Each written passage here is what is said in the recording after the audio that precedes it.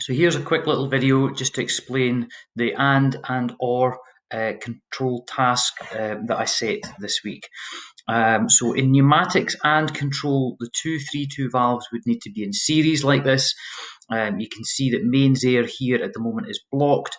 If I was to press valve A, then air would be allowed to flow through to valve B, but would then be blocked until I press valve B as well.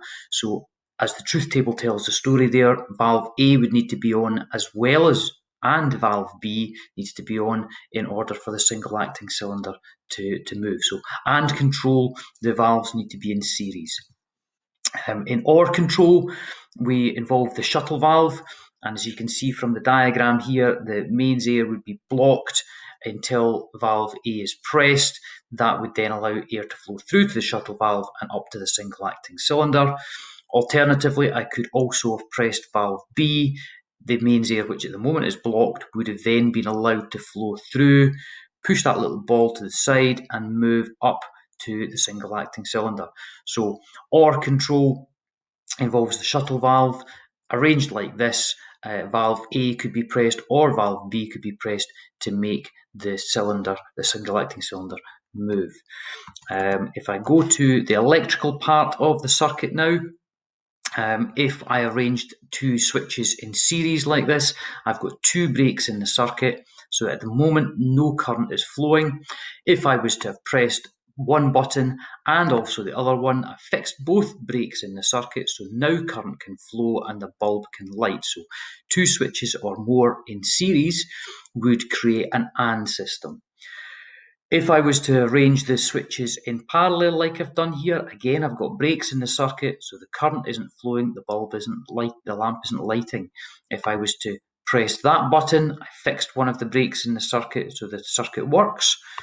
Or if I was to have done that one. So in parallel, the switches represent an OR system. So we can press one button or another to make the circuit work. Over here at this side of my screen, I've got a partially complete flowchart. You can see I've got two decision boxes, again in series like this, so it's very similar to the electrical circuit here. That if this button is pressed and also this button is pressed, then I will go on.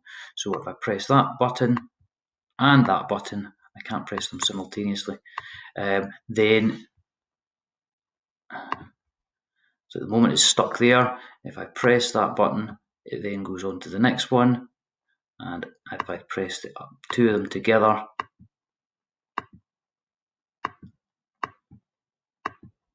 then it should go on to the output. I've chosen the wrong style of switch here. Flowchart 2, again, you can see I've arranged the decision boxes slightly differently here. And again, I'll have the same issue, but if I press that button, press play. If I press that button, then it goes on to the output, or if I press the other button, it should go on to the output. That's because I've connected to input 2. Change that to input 2. And there it goes. Okay, so AND control in series, OR control sitting side by side, OR control in parallel, AND control in series, and then back to the pneumatics just to recap that bit. There's the OR control and there's the AND control. So that was the 6 sketches that hopefully you would have created to represent the AND and OR systems.